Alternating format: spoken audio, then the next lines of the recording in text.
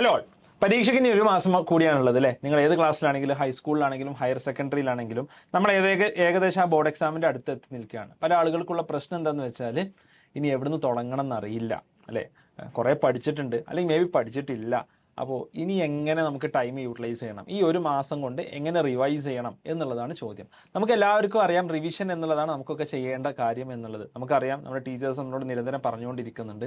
പക്ഷേ ഉള്ളിലുള്ള ചോദ്യം ഇതാണ്, ഈ ഒരു മാസം കൊണ്ട് എങ്ങനെ മേ ബി ഒരു 100 ചാപ്റ്റേഴ്സ് അല്ലെങ്കിൽ 120 ചാപ്റ്റേഴ്സ് ഉണ്ടെങ്കിൽ അത് മുഴുവൻ പഠിച്ചു തീർക്കുക? അത് പ്രാക്ടിക്കലി പോസിബിൾ ആണോ?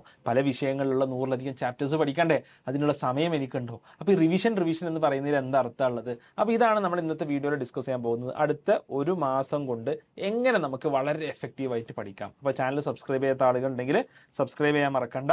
നമ്മൾ ഒരു വർക്ക്ഷോപ്പ് സ്റ്റുഡൻസിന് വേണ്ടിയിട്ട് February 1 എങ്ങനെ ഈ ലാസ്റ്റ് 1 മന്ത് റിവിഷൻ നമുക്ക് അടിപൊളിയാക്കാം എന്നതിനെക്കുറിച്ച് ഒരു വർക്ക്ഷോപ്പ്, ഒരു ലേണിംഗ് വർക്ക്ഷോപ്പ് ചെയ്യുന്നുണ്ട്. പരീക്ഷ എങ്ങനെ അടിപൊളിയായിട്ട് എഴുതാം എന്നതിനെക്കുറിച്ച് ഞാനാണ് ലീഡ് ചെയ്യുക. അതിൻ്റെ രജിസ്റ്റർ ചെയ്യാനുള്ള ലിങ്ക് ഞാൻ താഴെ നൽകുന്നുണ്ട്. നിങ്ങളെല്ലാവരും അത് രജിസ്റ്റർ ചെയ്യുക. നിങ്ങൾക്ക് എല്ലാവർക്കും യൂസ്ഫുൾ ആയി, നിങ്ങൾ ഏത് ക്ലാസ്സിലാണെങ്കിലും അത് യൂസ്ഫുൾ ആയി. ഓക്കെ, അപ്പോൾ നമുക്ക് തുടങ്ങാം. ഓക്കെ, അപ്പോൾ ഒന്നാമത്തെ പ്രശ്നം പല ആളുകൾക്കും അറിയാത്തത് വേർ ടു സ്റ്റാർട്ട് എന്നുള്ളതാണ്.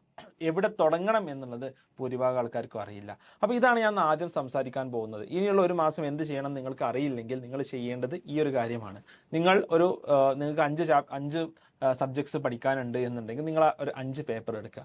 ആ 5 പേപ്പറിൽ നിങ്ങൾക്ക് പഠിക്കാനുള്ള കാര്യങ്ങൾ ആദ്യം സ്കോപ്പ് ചെയ്യുക. എന്താണ് സ്കോപ്പ് ചെയ്യുക എന്ന് പറഞ്ഞാൽ, സ്കോപ്പ് ചെയ്യുക എന്നുള്ളത് നിങ്ങൾക്ക് പഠിക്കാനുള്ള ടോപ്പിക്സ് അല്ലെങ്കിൽ ചാപ്റ്റേഴ്സ് നിങ്ങൾ വരിയായി എഴുതുക. ഫോർ എക്സാമ്പിൾ, നിങ്ങൾക്ക് മാത്തമാറ്റിക്സ് പഠിക്കാനുണ്ടെങ്കിൽ ഒന്ന് അരിത്മെറ്റിക് പ്രോഗ്രഷൻസ് അല്ലേ, arithmetic progressions. 2 quadratic equation. 3 circles.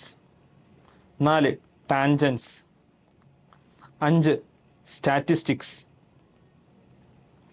6 probability. Okay, ഞാനൊരു സാമ്പിൾ എഴുതി. ഇതേപോലെ ഇനി ഫിസിക്സിൽ motion in 1 dimension, motion in 2 dimension, circular motion, അതേപോലെ തന്നെ mechanics of solids and fluids, nuclear physics, ഇതൊക്കെ എഴുതാം. കെമിസ്ട്രിയിൽ ഇന്നുന്ന ചാപ്റ്റേഴ്സ് ആണെന്ന് എഴുതാം. ഇത് എഴുതി കഴിയുമ്പോൾ നമുക്ക് മനസ്സിലാകും ഇത്രയും പഠിക്കാനുണ്ടല്ലോ. കാരണം നമ്മുടെ ഫോക്കസ് പലപ്പോഴും ഒന്നാമത്തെ സബ്ജക്റ്റായിരിക്കും കാര്യമായിട്ടുണ്ടാവുക അല്ലേ? അരിത്മെറ്റിക് പ്രോഗ്രഷൻ ഒന്നാമത്തെ ചാപ്റ്റർ ആണെങ്കിൽ നമ്മൾ അത് ഒരുപാട് തവണ വായിച്ചിട്ടുണ്ടാവും. യൂണിറ്റ്സ് ആൻഡ് ഡയമെൻഷൻ ഫിസിക്സിൽ ഒന്നാമത്തെ ചാപ്റ്റർ ആണെങ്കിൽ നമ്മൾ ഒരുപാട് തവണ പഠിച്ചിട്ടുണ്ടാവും. കാരണം നമ്മൾ ആ തുടങ്ങിയ സമയത്ത് നമുക്ക് വലിയ ആവേശം ഉണ്ടാവും. എന്ന് മാത്രമല്ല എളുപ്പമുള്ളത്, അതുകൊണ്ട് തന്നെ അത് എളുപ്പമായിരിക്കും. ആ എളുപ്പമുള്ളത് നമ്മൾ വീണ്ടും പഠിക്കും. അതിനപ്പുറം നമ്മൾ ആക്ച്വലി ഈ രീതിയിൽ ലിസ്റ്റ് ചെയ്ത് കഴിഞ്ഞാൽ ആദ്യം തന്നെ എന്താണ് പഠിക്കാനുള്ളത് എന്നതിനെക്കുറിച്ച് ഒരു വളരെ നല്ലൊരു ഡീറ്റെയിൽ നമുക്ക് കിട്ടും. രണ്ടാമത് നമ്മൾ ഇതിൻ്റെ കൂടെ നമ്മൾ മാർക്ക് ചെയ്യേണ്ടത് നമ്മുടെ ഒരു കോൺഫിഡൻസ് ലെവൽ എന്താണ് എന്നുള്ളതാണ്. ഈ ഓരോ ചാപ്റ്ററും നമ്മുടെ കോൺഫിഡൻസ് ലെവൽ എന്താണ്. ഇത് 2 രീതിയിൽ നിങ്ങൾക്ക് ചെയ്യാം. മേ ബി നിങ്ങളുടെ ഇപ്പോൾ ഒരു ഇൻഡ്യൂഷൻ അനുസരിച്ച് നിങ്ങൾക്ക് മാർക്ക് ചെയ്യാം. For example, arithmetic progression it's good, എനിക്ക് അത്യാവശ്യം നന്നായിട്ട് അറിയാമെന്ന് പറയാം. അതേപോലെ ക്വാഡ്രാറ്റിക് ഇക്വേഷൻ എന്നുള്ളത് ഒരു ആവറേജ് ആണ് എന്നുള്ളത് വേണമെങ്കിൽ മാർക്ക് ചെയ്യാം. അതേപോലെ ടാൻജൻസ് എന്നുള്ളത് ആവറേജ് ആണ് എന്ന് മാർക്ക് ചെയ്യാം. പ്രോബബിലിറ്റി എന്നുള്ളത് ആവറേജ് ആണ് എന്നുള്ളത് മാർക്ക് ചെയ്യാം. അതേപോലെ തന്നെ സർക്കിൾസ് എന്നുള്ളത് ഫോർ എക്സാമ്പിൾ ഡിഫിക്കൽട്ട് ആണ് എന്ന് നമുക്ക് മാർക്ക് ചെയ്യാം. അതേപോലെ സ്റ്റാറ്റിസ്റ്റിക്സ് എന്നുള്ളത് ഡിഫിക്കൽട്ട് ആണ് എന്നുള്ളത് മാർക്ക് ചെയ്യാം. ഇതാണ് നമ്മൾ ചെയ്യേണ്ട രണ്ടാമത്തെ സ്റ്റെപ്പ് എന്നുള്ളത്. ഇത് ലിസ്റ്റ് ചെയ്യുമ്പോൾ നമുക്ക് മനസ്സിലാവും എന്തൊക്കെയാണ് നമുക്ക് പഠിക്കാനുള്ളതിൽ നമുക്ക് ബുദ്ധിമുട്ടുള്ളത്, നമുക്ക് എളുപ്പമുള്ളത്. ഇത് 2 രീതിയിൽ ചെയ്യാമെന്ന് ഞാൻ പറഞ്ഞു. ഒന്നുകിൽ നിങ്ങൾക്ക് ഇങ്ങനെ നിങ്ങളുടെ ഒരു ഇൻഡ്യൂഷൻ അനുസരിച്ച് തന്നെ ചെയ്യാം. It will be true. കാരണം നിങ്ങളൊരു 5-6 മാസമായിട്ട് ഈ വിഷയങ്ങളൊക്കെ കാണുന്നതാണ് നിങ്ങൾക്ക് ചെയ്യാൻ പറ്റും. അല്ല എന്നുണ്ടെങ്കിൽ മേ ബി നിങ്ങൾക്ക് ഒരു 30 മിനിറ്റ് ടെസ്റ്റ് ഈ ഓരോ സബ്ജക്ട്സിൽ നിങ്ങൾക്ക് എടുക്കാം. അതിൻ്റെ മാർക്ക് അനുസരിച്ച് അല്ലെങ്കിൽ അതിൽ നിങ്ങൾക്ക് തോന്നുന്ന നിങ്ങളുടെ ഒരു ഫീലിംഗ് അനുസരിച്ച് നിങ്ങൾക്ക് മാർക്ക് ചെയ്യാം. ഏതർ വേ നിങ്ങളിത് മാർക്ക് ചെയ്ത് കഴിഞ്ഞാൽ ഇപ്പോൾ നിങ്ങൾക്കൊരു പ്രയോറിറ്റി ഓർഡർ സെറ്റായി. അതായത് ഇന്ന് ഞാൻ മാത്സ് പഠിക്കാനിരിക്കുകയാണെങ്കിൽ ഞാൻ ഏതാ പഠിക്കേണ്ടത്? ഞാൻ സ്റ്റാറ്റിസ്റ്റിക്സ് പഠിക്കണം, അല്ലെങ്കിൽ സർക്കിൾസ് പഠിക്കണം. അതിനുശേഷമാണ് ഞാൻ ടാൻജൻസ്, പ്രോബബിലിറ്റി, ക്വാഡ്രാറ്റിക് ഇക്വേഷനിലോട്ട് പോവേണ്ടത്.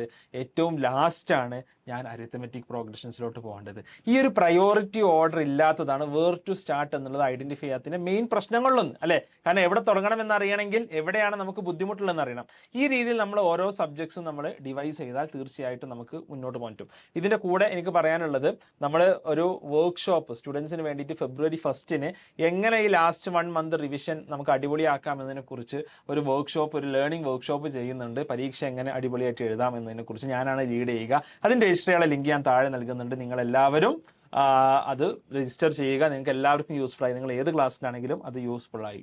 Okay, now continuing. ഇത് നമുക്ക് അറിയാമെന്നുണ്ടെങ്കിൽ നമ്മൾ ഇനി എന്താ ചെയ്യേണ്ടത്? ഇനി ഇത് റിവൈസ് ചെയ്യുമ്പോൾ നമ്മൾ എന്താ ചെയ്യേണ്ടത്? നമ്മളിപ്പോൾ ഫിസിക്സിൽ എല്ലാ പ്രോബ്ലം എടുത്ത് ചെയ്യാന്നുള്ളത് പ്രാക്ടിക്കൽ അല്ല.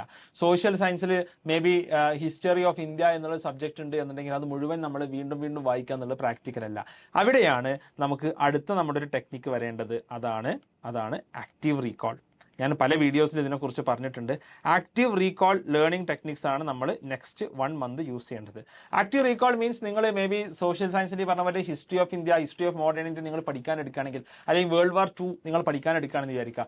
വേൾഡ് വാർ 2 കുറിച്ച് നിങ്ങൾക്ക് ഓർമ്മയുള്ള എല്ലാ ടോപ്പിക്സും നിങ്ങളുടെ മനസ്സിലൂടെ ഒന്ന് കടത്തിവിടുക, അല്ലെങ്കിൽ നിങ്ങൾ സമ്മറൈസ് ചെയ്യാൻ ശ്രമിക്കുക. അത് നിങ്ങളുടെ ടെക്സ്റ്റ് ബുക്സ് ആയിട്ട് നിങ്ങൾ മാച്ച് ചെയ്ത് നോക്കുക. എവിടേക്കാണ് നിങ്ങൾക്ക് ലേണിംഗ് ഗ്യാപ്സ് എന്ന് കണ്ടെത്തുക. അത് ടെക്സ്റ്റ് ബുക്ക് നോക്കി പഠിക്കുക. കാരണം ടെക്സ്റ്റ് ബുക്ക് മുഴുവൻ വായിക്കുക എന്നുള്ളത് it's a low utility process, it's a waste of time. Okay, അപ്പോൾ ഇങ്ങനെ നമുക്ക് പഠിക്കാൻ എവിടെയാണ് ഗ്യാപ്പ് ഉള്ളതെന്ന് ഐഡന്റിഫൈ ചെയ്തിട്ട് വേണം നമ്മൾ ചെയ്യാൻ. ആക്റ്റീവ് റീകോളിന് ഒരുപാട് ടെക്നിക്സ് ഉണ്ട്. ഞാൻ എൻ്റെ വർക്ക്ഷോപ്പിൽ അതിൻ്റെ ഡിഫറെൻറ്റ് ടെക്നിക്സ് ഞാൻ എന്ത് ചെയ്യും, ഞാൻ നിങ്ങളുമായിട്ട് ഡിസ്കസ് ചെയ്യും. അതേപോലെ തന്നെ നിങ്ങൾക്ക് ഒരു ടെസ്റ്റുകൾ, പരീക്ഷകൾ നിങ്ങൾ പരമാവധി ചെയ്ത് നോക്കുക. കാരണം പരീക്ഷകളാണ് ആക്ച്വലി പരീക്ഷയിലാണ് നമുക്ക് മാർക്ക് വേണ്ടത് അല്ലേ. അപ്പോൾ ആ പരീക്ഷ നമുക്ക് വീട്ടിൽ നിന്ന് അല്ലെങ്കിൽ സ്കൂളിൽ നിന്ന് സിമുലേറ്റ് ചെയ്യാൻ സാധിച്ചാൽ അത് തന്നെയായിരിക്കും നമുക്ക് ചെയ്യാവുന്ന ഏറ്റവും ബെസ്റ്റ് എക്സാം പ്രിപ്പറേഷൻ എന്നുള്ളത്. കാരണം അപ്പോൾ മാത്രമേ നമ്മുടെ ബ്രെയിന് ആ രീതിയിൽ വർക്ക് ചെയ്യാൻ വേണ്ടിയാണ് പരീക്ഷ ഉള്ളത്. നമ്മുടെ ബ്രെയിനിൽ നിന്ന് ഇത് എന്താണ്, നമുക്ക് ഈ ഡാറ്റാസ് റിട്രീവ് ചെയ്യാൻ സാധിക്കണം അല്ലേ. അപ്പോൾ അത് നമ്മൾ നിരന്തരം ചെയ്തുകൊണ്ടേ ഇരിക്കണം. അപ്പോൾ പരീക്ഷ ടെസ്റ്റിംഗ് എന്നുള്ളത് വളരെ പ്രധാനമാണ്. ഓക്കെ, സോ നമ്മൾ അവിടെ ചെയ്യേണ്ടത് പ്രീവിയസ് ക്വസ്റ്റ്യൻ പേപ്പേഴ്സ് റെഫർ ചെയ്യുക. കഴിഞ്ഞൊരു 5 വർഷത്തെ പേപ്പേഴ്സാണ് പലപ്പോഴും ബോർഡ് എക്സാമിന് മാറിയും മറിഞ്ഞും ചോദിച്ചുകൊണ്ടേയിരിക്കുന്നത്. അപ്പോൾ കഴിഞ്ഞൊരു 5 വർഷത്തെ പേപ്പേഴ്സ് റെഫർ ചെയ്യുക. കൂടുതൽ കാര്യങ്ങൾ, കൂടുതൽ ആക്റ്റീവ് റീകോൾ ടെക്നിക്സ്, എങ്ങനെ ടൈം ടേബിൾ ഉണ്ടാക്കണം, ഇത്തരം കാര്യങ്ങളൊക്കെ ഞാൻ അടുത്ത നമ്മുടെ വർക്ക്ഷോപ്പിൽ ഡിസ്കസ് ചെയ്യും. വർക്ക്ഷോപ്പിൽ രജിസ്റ്റർ ചെയ്യാൻ മറക്കേണ്ട, താഴെ ലിങ്ക് കൊടുത്തിട്ടുണ്ട്. Okay, so thanks lot. മറ്റൊരു വീഡിയോയുമായിട്ട് നമുക്ക് കാണാം. അതുവരേക്കും ബൈ.